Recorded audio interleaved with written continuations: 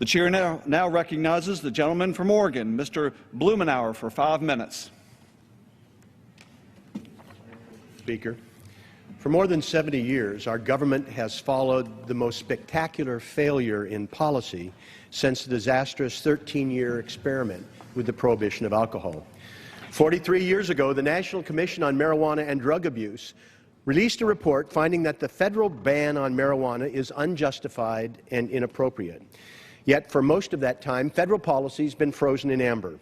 Countless lives have been ruined for the use of a substance that a majority of Americans now think should be legal. Untold billions of dollars have been spent on a failed effort at prohibition, and still 25 million adults use it every month.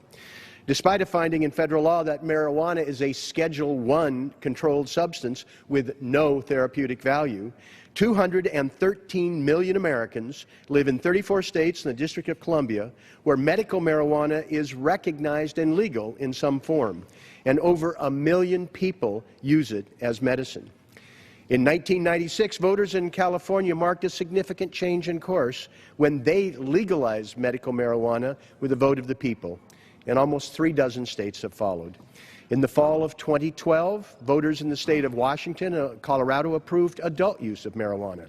And it should be noted the sky didn't fall, big cracks didn't appear in the earth, and problems with marijuana didn't get worse. In some instances, they became more manageable. For the federal government, the tide continues to turn. Last session of Congress had 6 successful votes on the floor of the House to rationalize our foolish policies, including reining in federal enforcement and opening opportunities for legal industrial hemp cultivation. Last fall, voters in my state of Oregon, looking at the evidence and experience, like in Colorado, approved adult use by an even larger margin than previous state. The marijuana reform train has left the station. It's time for the federal government to redouble its efforts at developing policies that work. Congressman Jared Polis and I will reintroduce this week our legislation to establish a federal framework to end the failed federal prohibition. It will pave the way for states to chart their own course, to legalize, tax, and regulate marijuana according to what individual states want to do, just like they do with alcohol. We will save tens of billions of dollars in failed enforcement, incarceration, and lost revenues. We will choke off a profit center for drug cartels that have been enriched by our failed policies. And we will make it easier to enforce laws to keep marijuana out of the hands of our children and have money for government services rather than waste money on failed policy, arresting people for something that a majority of Americans now think should be legal. For those of us who've worked in this field for years, it's an exciting time. My legislation will deal with the taxation of marijuana, and we look forward to refining it to be able to have the tax at a proper level to support government services, but also reasonable enough to choke off black market supply. It's time for us to enter a new era of marijuana policy for research, protecting our children, for economic development, and individual liberties.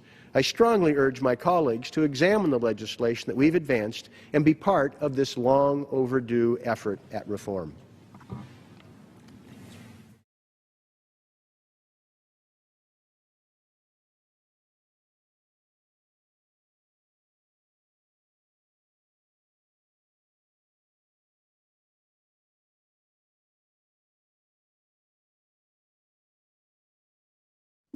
Thank you, and let me yield now to Mr. Blumenauer. Thank you again, Mr. Chairman. I really appreciate this, and I've found the conversation here to be very useful, and I think you're highlighting the wide range of issues that are on people's minds. I hope there's an opportunity to continue it. Mr. Botticelli, how many marijuana overdose deaths were there in the most recent year you have available?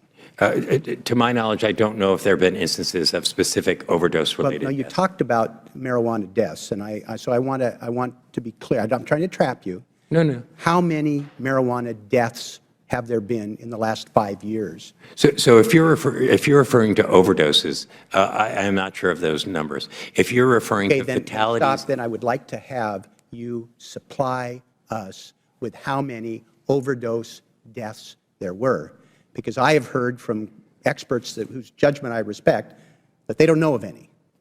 So that would be really important for you to provide, at least to me, if not to the committee. what is more dangerous and addictive? Methamphetamines and cocaine or marijuana? So, I don't think anyone would dispute the fact that there's relative toxicity related to those drugs. What I asked but I'm was, afraid, what's more dangerous and what is more addictive? Cocaine and meth or marijuana? Pretty simple. I think that conversation minimizes the harm. No, I'm not trying to minimize the harm. I want to know which is more dangerous and addictive. Again, I go back as You don't know? As a public health person. One of the things that we look at is not what's the relative risk of one drug. Okay. Against Let me just another. say that I think that your equivocation right there, being unable to answer something clearly and definitively when there is unquestioned evidence to the contrary, is why young people don't believe the propaganda, why they think it's benign. If a professional like you cannot answer clearly that meth is more dangerous than marijuana, which every kid on the street knows, which every parent knows, if you can't answer that, maybe that's why we're failing to educate people about the dangers. I don't want kids smoking marijuana. I agree with the chairman. But if the deputy director of the Office of Drug Policy can't answer that question, how do you expect high school kids to take you seriously? So, Representative, I didn't mean to be disrespectful, and I didn't mean to indicate that there is not different degrees of toxicity associated with different I asked drugs. what was more dangerous. You couldn't answer it. No. And I just want to say that you, sir, represent what's part of the problem. Let me go a little further. So, sorry, that's Let's exactly talk not about what I'm saying. What kills more people, tobacco or marijuana? There's been a fair amount of tobacco-associated deaths. My challenge, and the reason I'm hesitating about answering the questions as it relates to relative risk, is I think many times that conversation gets distorted, that there's no risk, that there's... I'm not trying to trap you. No. I'm not But this is suggesting why, that there's Representative, no I don't risk. want to be disrespectful.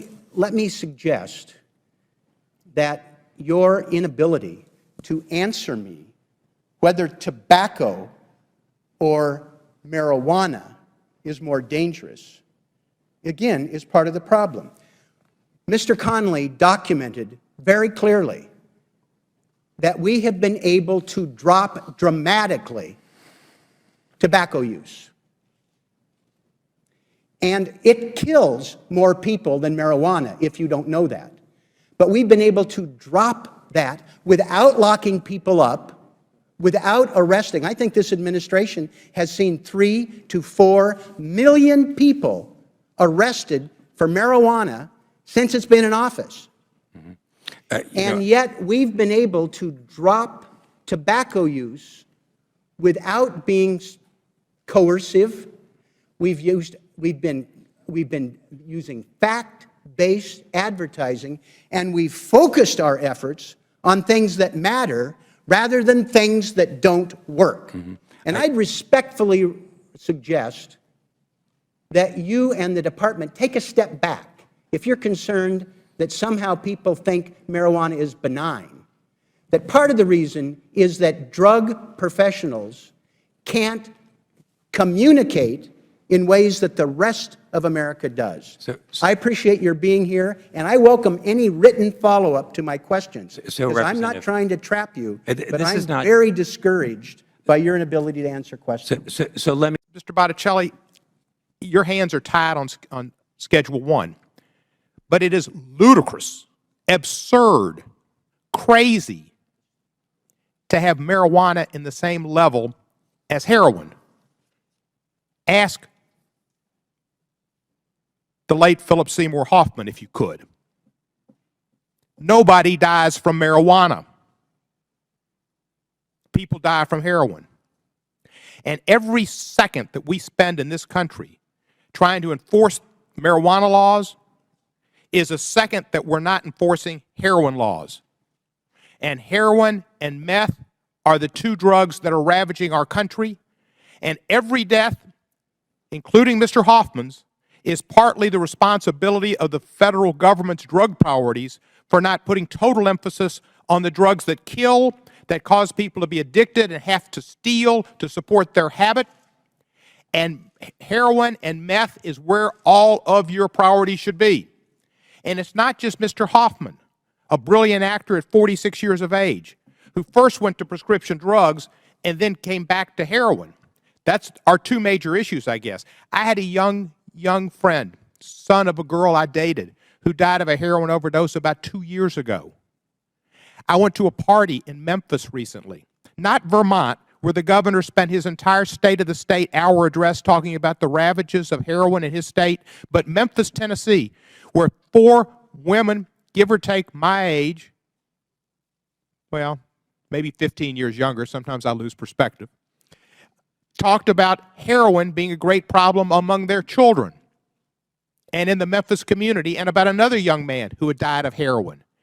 Heroin is getting into the arms of young people. And when we put marijuana on the same level as heroin and LSD and meth and crack and cocaine, we are telling young people not to listen to the adults about the ravages and the problems, and they don't listen because they know you're wrong. Because as Mr. Micah said, we know a lot of young people smoke marijuana. They shouldn't. Young people should be being young people. The most precious commodity in the world is time. Young people have got lots of time. Mr. Mike and I don't have that much more time. That's just the realities. And when you're young, enjoy being young, playing ball, taking it easy, just doing kids' things and learning. And you shouldn't be doing drugs, but they are. And we need to make sure that we keep them alive. We need to educate them. But our efforts ought to be toward meth and heroin. That's where efforts should be. And it shouldn't be Schedule 1. Anybody that goes to jail for marijuana is a crime. When people for possession are taking their liberties away, it's a waste of money, it's a waste of resources, it's a crime committed by our government. There is a cultural lag in this country, and this Congress is a leader in it. With all due respect, you should be listening to scientists. I understand the parents who are grieved because their child died of an overdose. They didn't overdose on marijuana. And you're listening to them rather than the scientists? Mr. Botticelli, it may go back to A Few Good Men, the movie, Jack Nicholson. You can't handle the truth. The truth is the drug war failed. Your direction on marijuana is a failure. Get to dealing and saving kids from heroin overdoses. My young 22-year-old friend died of a heroin overdose. Yeah, he smoked marijuana, probably the first thing he did, but that's not why he smoked heroin or shot it up. Maybe he did it because he heard people like you saying they're all bad and they're all terrible and you can't deal with the truth, and tell them, well, maybe marijuana doesn't kill you. Heroin does and meth does. They're different. And until you deal with the truth, the kids aren't going to believe you at all. Now, you talked about alcohol, and you may have gotten to this. Cirrhosis of the liver, pretty serious thing. Violence against spouses and women. People don't smoke marijuana and beat up their wives and girlfriends. They get drunk. Sometimes they beat up their wives and girlfriends. And I know you've got your statistics. I would debate your statistics. And if you get into your statistics about the amount of people who had marijuana in their system who were arrested or had fatal accidents, I would submit they probably had other drugs in their system, like cocaine or crack in addition to the marijuana, or they had alcohol and marijuana wasn't the cause. Because what I've understand is people who smoke marijuana, mostly they drive slower and they look out for the cops. They don't drive fast and wild like people do on alcohol and cause deaths. Maybe the reason there's so many more people smoking marijuana now is because they're not listening. And maybe they're doing the other drugs too. But it also shows that the drug war has been a failure. It's been a serious failure. Harry Anslinger started. You know who Harry Anslinger is, don't you? I do not, unfortunately. You never? Well, you should, because he's your great-grandfather. He started this war in the 30s, and he was tuned out too. And he did it to get the American public had problems, which sometimes I think we still got them, with Hispanics and Mexicans coming into this country. And it was a war on Hispanics and African Americans. And that's when they made marijuana illegal, was in the 30s, and it was all directed at those people. And Latinos are just as much discriminated against as African Americans in disparate arrests. It still continues to this day. It's 85 years since Anslinger started this. And it's the fact that we spent so much time arresting people is sinful. You talked about the overall effects of marijuana. Again, you can't name one person who's died from an overdose of marijuana, can you? Not to my knowledge, sir. Right. And you say the cumulative effects. Do you know people, possibly, or heard of people who smoke marijuana, who are corporate giants, run banks, run major corporations? Do you know about these people? Yes, sir, but I also know equal number of people. I know a substantial number of people who also have gone on to develop significant disorders who have smoked marijuana. Again, 1 in 9 people who try marijuana develop a dependency, and we know that particularly those kids who use it earlier in their Kids shouldn't use it. Kids shouldn't use it ever. And at age 18, people shouldn't be arrested for it. Maybe it should be 21.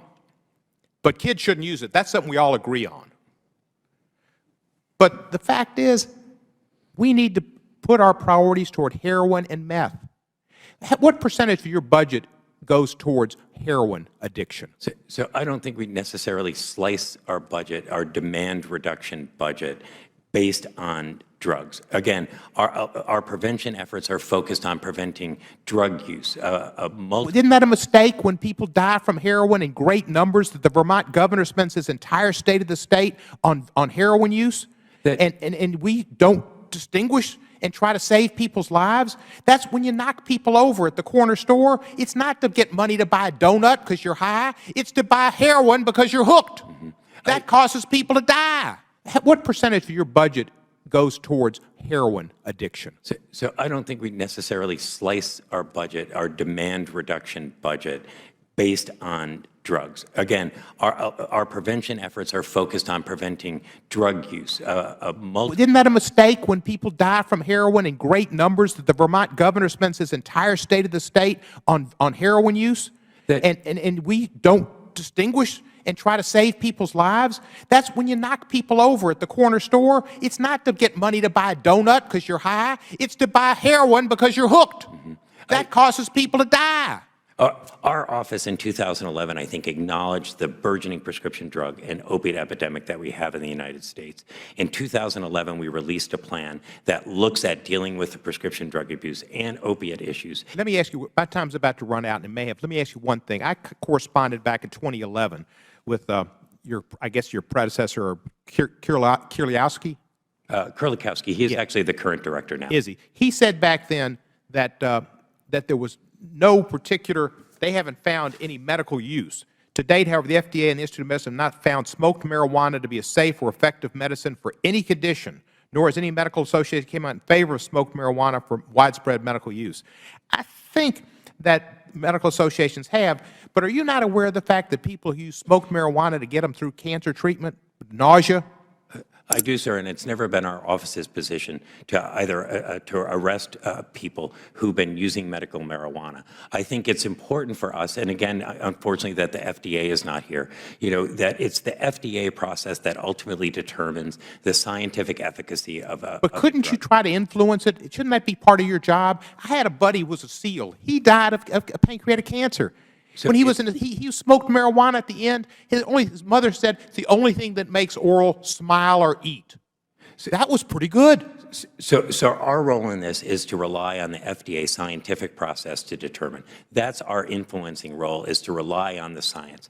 I would also say, and I find it unfortunate, and I think I would ask the chairman to invite Dr. Nora Volkow, who's the director of the National Institute on Drug Abuse, because that's where our policy and our science is derived from. We are a science-based office and a policy-based office. And I think if you listen to Dr. Volkow, who is not involved in a political discussion around substance use and marijuana, she will lay out for you the scientific evidence that. Well, let me ask you this. You are prohibited by law from using any funds to study marijuana legalization for medicinal purposes or any other reason. You're the only office in the federal government that's restricted in that way, and you're required to oppose any scheduling of Schedule I substances, rescheduling like marijuana, that have been approved for medical purposes.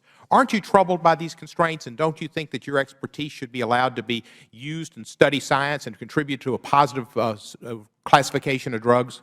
So I'm not familiar. Congress put that language in our reauthorization, and I'm actually not, I don't know the background of that. Would you support legislation to allow you to participate and to voice your opinion and to use science as a basis for your determination? Well, what I would do is support that federal agencies have the ability to do that. So Yours is prohibited by law. Should that restriction not be lifted?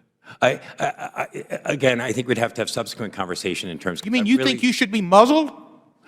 I think that it's important that our office not involve itself in terms of given legislation or given activities. And I believe that that was the genesis for that language, that the office not involve itself in state. But the totality of the drug world, you need to participate. And if you realize that medical marijuana, as 20 states have found, can help people with cancer, with nausea, with those maybe glaucoma. I mean, Montel Williams apparently has some benefits from it. Lots of people do. That you should be able to participate and set our drug policy straight. Your job should be to have a sane drug policy, not to be muzzled and handcuffed. Yeah. From again, my standpoint, and I'm happy to engage in fuller conversation, is that that has not handcuffed other offices and other federal agencies who are tasked with that work from investigating. In 1971, Congress created a commission that was headed by Governor Schaefer of Pennsylvania to study federal marijuana policy. That commission came out in favor of decriminalization, but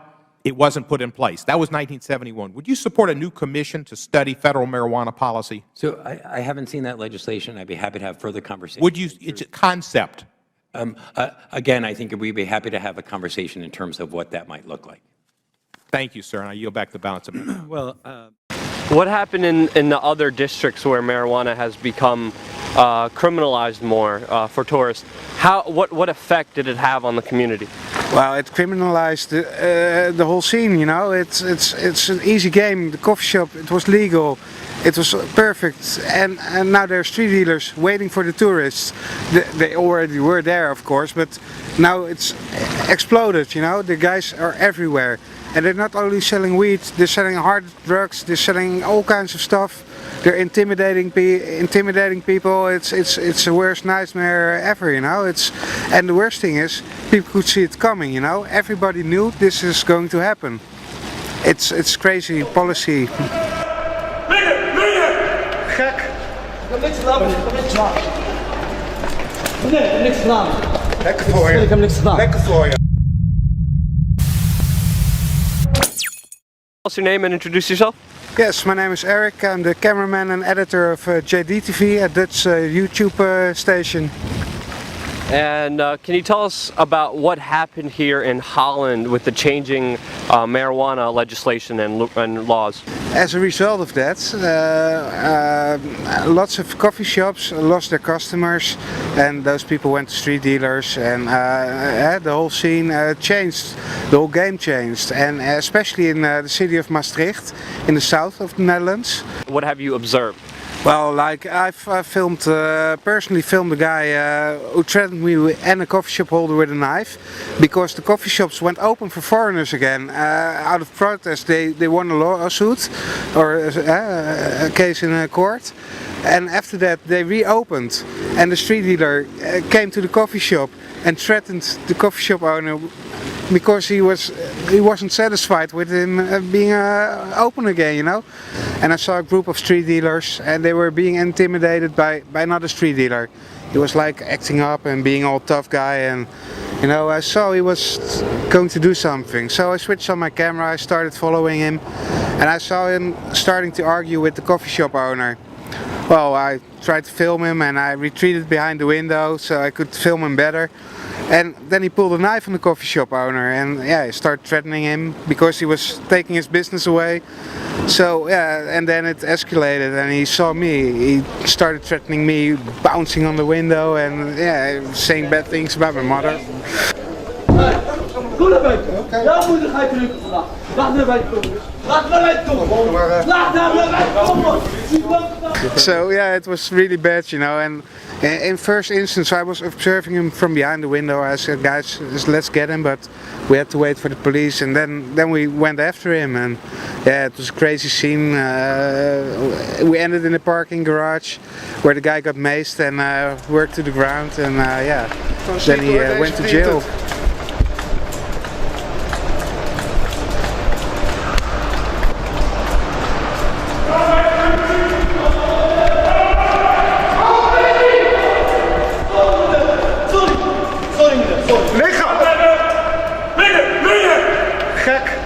Ik heb niks gedaan, meneer. Ik heb niks gedaan.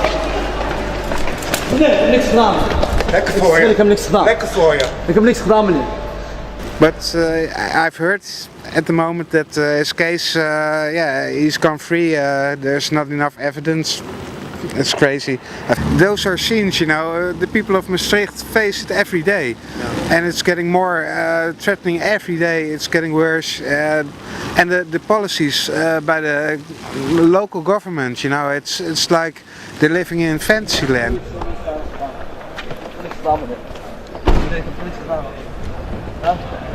What's been going on here in some of the smaller towns other than Amsterdam?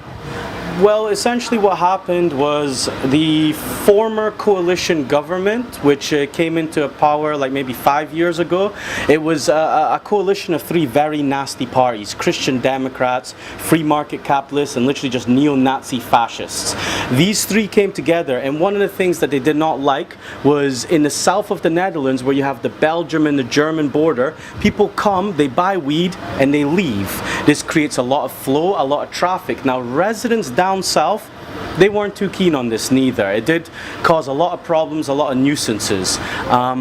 What they tried to do was impose a national policy whereby coffee shops would have to be closed, and to enter a coffee shop you would have to be a paid registered member, and to register you have to be registered in a city council at the gemeente.